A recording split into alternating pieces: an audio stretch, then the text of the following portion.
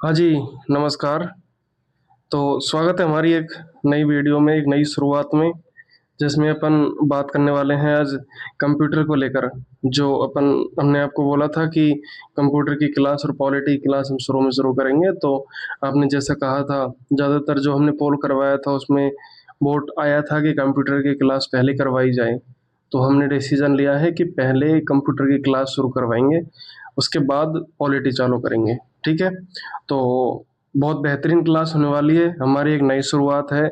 हमारी कोई भी कमी लगे, कोई भी चीज़ आपको लगे कि हाँ, ये ठीक करनी चाहिए, आपके सुझाव कमेंट बॉक्स में आमंत्रित हैं, आप हमें बता सकते हो।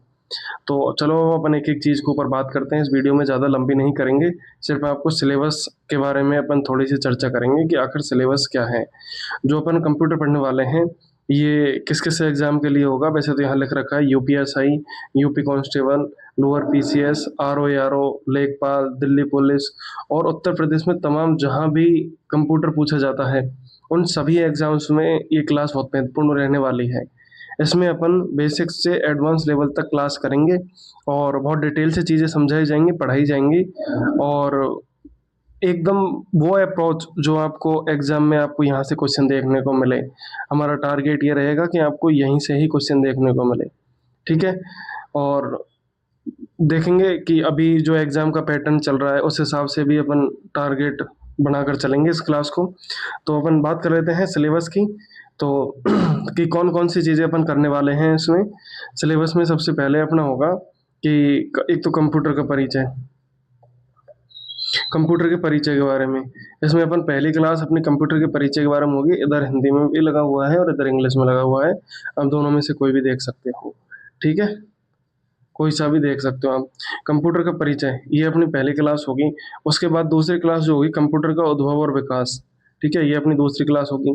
उसके बाद कंप्यूटर की कार्य पद्धति, मतलब कंप्यूटर कैसे कार्य करता है, क्या-क्या काम होते हैं और कंप्यूटर को काम कैसे करवाया जाता है, इसकी पूरी कार्यप्रणाली के बारे में अपन जानेंगे, ठीक है? दूसरा इनपुट और आउटपुट, इसके बारे में आप अलग से एक सेपरेटली क्लास लेंगे। उसके बाद जो भी कंप्यूटर की मेमोरी है, उसके बारे में एक अलग से क्लास होगी। सॉफ्टवेयर की अलग से क्लास होगी। यहाँ पे थोड़ा-सा लिखा नहीं हुआ, सॉफ्टवेयर एंड हार्डवेयर, इसकी एक क्लास होगी। जो कंप्यूटर की भाषा होती है, उसके बारे में एक क्लास होगी। उसके बाद नंबर सिस्टम, बहुत बार एग्ज़ाम में अब क्वेश्चन पूछने लग गया, पहले नहीं पूछा जाता था, लेकिन अभी नंबर सिस्टम से क्वेश्चन आने लग गए हैं, तो अभी अपन ये क्लास भी देखेंगे। उसके बाद ओएस देखेंगे, ऑपरेटिंग सिस्टम, इसके बारे में। फिर उसके बाद एमएस वर्ड 2010 जो है, एमएस वर्ड 2010 का, उसके बारे में देखेंगे। एमएस एक्सेल देखेंगे, एमएस पावर पॉइंट देखेंगे। उसके बाद कंप्यूटर नेटवर्क और इंटरनेट, उसके बाद जो भी मिसलेनियस बचेगा वो, और शॉर्टकट की ये चीज़ देखेंगे और कुछ फुल फॉर्म वगैरह वैसे तो हम इंक्लूड करते चलेंगे कि जैसे अपन पढ़ रहे हैं उसी के दौरान अपन हम आपको फुल फॉर्म और शॉर्ट की बताते चलें। लेकिन ये 2 क्लास हम बाद में और ले लेंगे, एक तो फुल फॉर्म की और एक शॉर्ट की। इस तरह से आपकी टोटल 15 क्लास होंगी। हो सकता है आपको जैसे बड़े टॉपिक हैं MS Word, Excel, PowerPoint, इनकी 2-2 क्लास मिले और ये चीज़ आपको मिलेंगी। इधर इंग्लिश में आप देख सकते हो introduction of computer, evolution and development of computer, principle of computing, input and output, computer memory, software, computer language, ये आपको क्लास मिलेंगी। नंबर सिस्टम, संख्या पद्धति, operating system, MS Word, Microsoft Word, MS Excel, MS PowerPoint और computer network and internet और short key, ये आपको पूरी क्लास मिलने वाली है। तो ठीक है, ये अपन क्लास मिलने वाली है। और एक चीज़ और देख लेते हैं कि क्लास में आखिर आपको मिलने क्या वाला है, कि क्लास में आपको मिलेगा क्या? आप ये भी तो सोच रहे होंगे कि चलो फिर एक-एक करके अपन सारी चीज़ देख लेते हैं कि जैसे आपको कोई भी टॉपिक करवाया जाएगा, जैसे मान लो कंप्यूटर के बेसिक कंप्यूटर के बारे में आपको करवाया, 1 सेकंड, आपको कंप्यूटर की थ्योरी करवाएँगे पहले तो, थ्योरी, थ्योरी के बाद में जैसे पूरी डिटेल से आपको थ्योरी करवाई जाएगी। सभी एग्ज़ाम्स के लिए इम्पोर्टेंट है ये। आप ये मत देखना कि कौन सा एग्ज़ाम है उसके लिए पढ़ें, उसके लिए पढ़ें, नहीं। जो भी एग्ज़ाम आपका आने वाले समय में है और जिसमें भी कंप्यूटर आता है, आप बेझिझक ये क्लास देख सकते हो, ठीक है? हम आपको थ्योरी करवाएँगे, उसके बाद कंप्लीट थ्योरी करवाने के बाद उसी टॉपिक के एमसीक्यू भी करवाएँगे, ठीक है? और वो एमसीक्यू होंगे अपने पीवाईक्यू बेस्ड। कोशिश करेंगे कि PYQ हो वो, क्योंकि बहुत सारे एग्जाम्स में आपको कौन कौन से इस टॉपिक को आप पढ़ोगे पहले तो, ठीक है, टॉपिक अपना क्लियर करोगे, उसके बाद हम आपको क्वेश्चंस लगाने के लिए देंगे, यहाँ पर क्वेश्चन करवाएंगे, तब आपको पता चलेगा कि एक्चुअल में हमसे क्वेश्चन बन पा रहे हैं नहीं बन पा रहे हैं। अगर आपसे क्वेश्चन वो बन पा रहे हैं PYQ जो प्रीवियस ईयर में आए हुए हैं, अगर वो क्वेश्चन बन पा रहे हैं तो आप ये देख सकते हो कि फिर ये क्लास बहुत महत्वपूर्ण है। अगर फिर वो क्वेश्चन नहीं बन पा रहे तो हमने कंटेंट अच्छा नहीं पढ़ाया, और कंटेंट बहुत अच्छा देने की जिम्मेदारी हमारी है, मेहनत करने की जिम्मेदारी आपकी है। सपोर्ट करो और मेहनत करना, और नोट्स बनाते हुए चलना साथ में हो सके तो। बाकी हम भी कोशिश करेंगे कि आपको बाद में नोट्स दे दें, लेकिन हमारे भरोसे मत बैठना।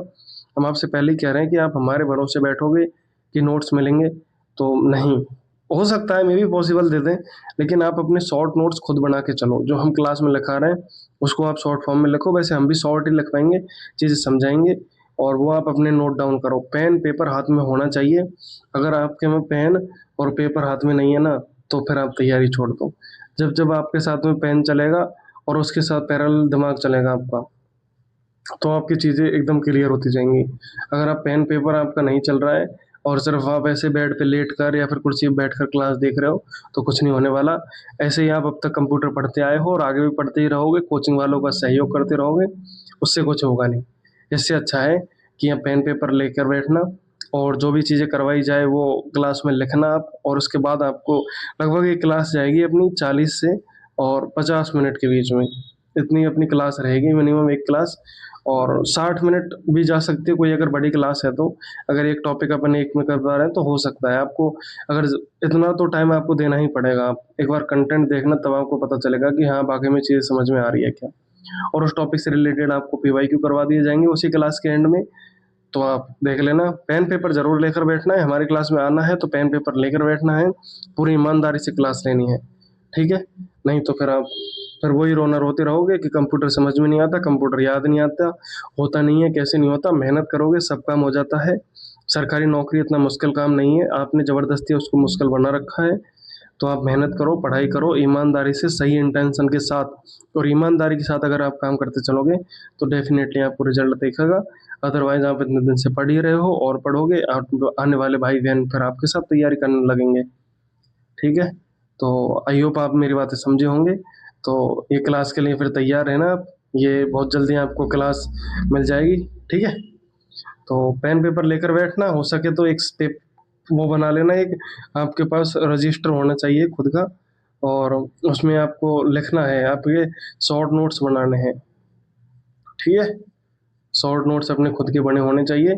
मगर वो वाली कहावत है ना कि बीवी और नोट्स खुद के ही अच्छे लगते हैं, दूसरे के तो सिर्फ दूसरे के नोट्स से तो फिर ऐसे ही पढ़ा जाता है, टाइम पास किया जाता है, एग्जाम तो खुद के नोट्स से ही निकलता है। तो भाई मेहनत तो करनी पड़ेगी, अपने सब्जेक्ट पे काम करो, और जिस दिन आपके सब्जेक्ट मजबूत होने लगेंगे उस दिन एक साथ कई सारे एग्जाम क्लियर होंगे, ठीक है। धन्यवाद। आप अपने सुझाव कमेंट में बता सकते हो, ठीक है। ओके, धन्यवाद।